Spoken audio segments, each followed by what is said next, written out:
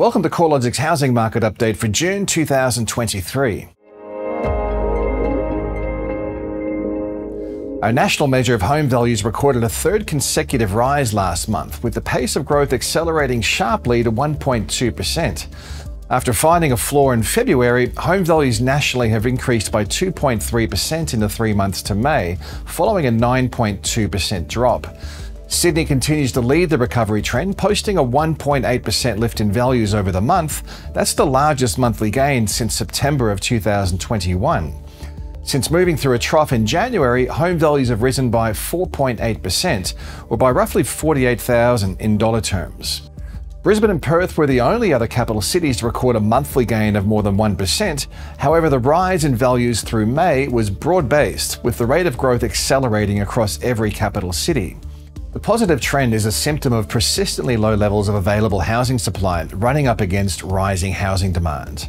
Advertised listings trended lower through May, with roughly 1,800 fewer capital city homes advertised for sale relative to the end of April.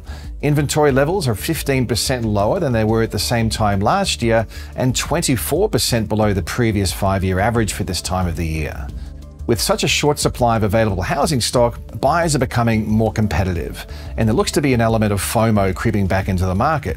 Amid increased competition, auction clearance rates have trended higher, holding at 70% or above over the past 3 weeks. For private treaty sales, homes are selling faster with less vendor discounting. The trend in regional housing values has also picked up, with the combined regionals index rising 0.5% in May, following a 0.2% and 0.1% rise in March and April. Although regional home values are trending higher, the rate of gain hasn't kept pace with the capital cities.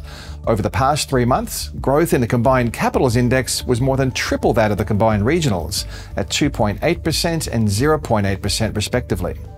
Although advertised housing supply remains tight across regional Australia, demand from net overseas migration is less substantial.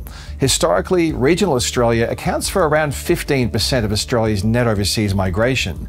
Additionally, a slowdown in internal migration rates across the regions has helped to ease the demand-side pressures on housing. Premium housing markets in Sydney continue to lead the recovery trend.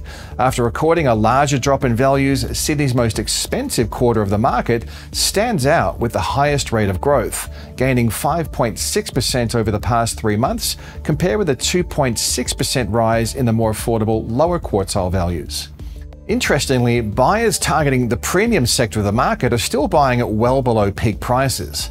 Although values across more expensive homes are rising more rapidly, at the end of May, dwelling values across Sydney's upper quartile remained almost 12% below the January 2022 peak.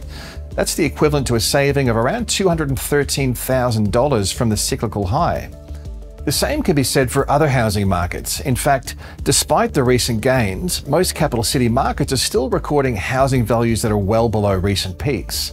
Perth is the only capital city where dwelling values have returned to record highs. At the other end of the spectrum is Hobart, where values remain the lowest relative to the city's recent cyclical peak in May last year, down 12.6%. While advertised supply remains well below average, home sales have shown some subtle upwards movement, with the number of capital city dwelling sales rising over the past 3 months to be the highest level since July last year.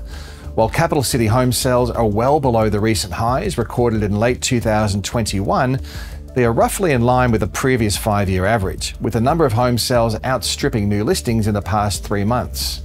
With selling conditions improving, we could see more homeowners test the marketplace. The flow of new listings is normally subdued through the winter months before trending higher into spring. It will be interesting to see if more vendors take advantage of the improving housing market conditions and look to beat the spring rush when competition to sell could be more intense.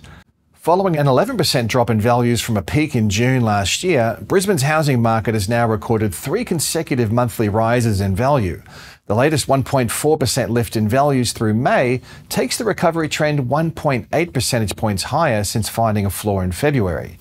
Advertised stock levels remain extremely low, tracking 40% below the previous 5-year average at the end of May. At the same time, the number of home sales has risen to be 6.1% above the 5-year average. With supply being outweighed by demand, selling conditions have picked up. Clearance rates have held well above average through May, while the median number of days on market and vendor discounting rates have also improved. With housing values moving through a third month of growth, it's clear the market has moved past a short but sharp downturn. Capital city home values dropped 9.7% in the space of 10 months. Not quite the largest drop on record, but it was the sharpest.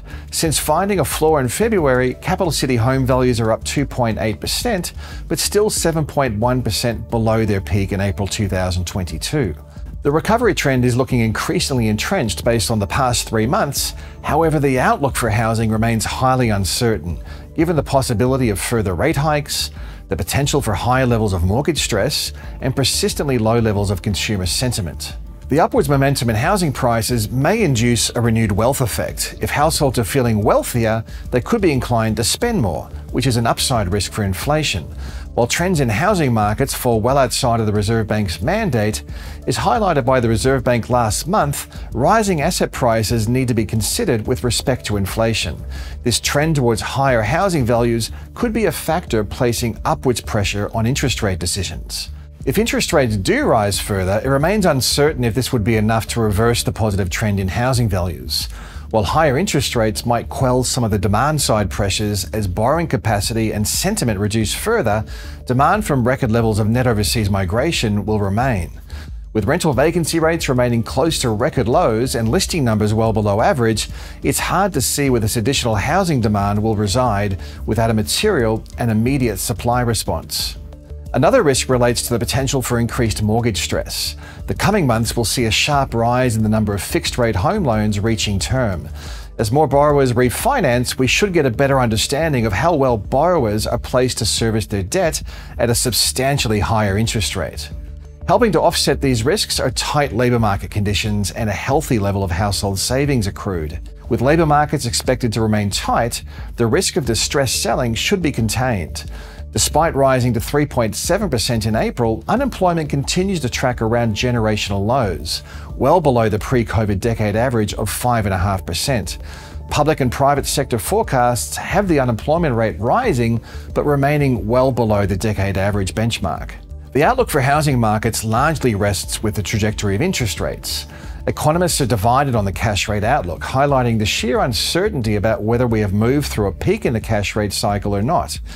Even if the rate hiking cycle is over, the timing of a rate cut also remains highly uncertain. Once interest rates start to reduce, we could see more sustained momentum gather in housing markets. One certainty is that we will always see a great deal of interest in housing markets here in Australia. To keep up to date with all the twists and turns, you can tune into the research pages at our website, CoreLogic.com.au.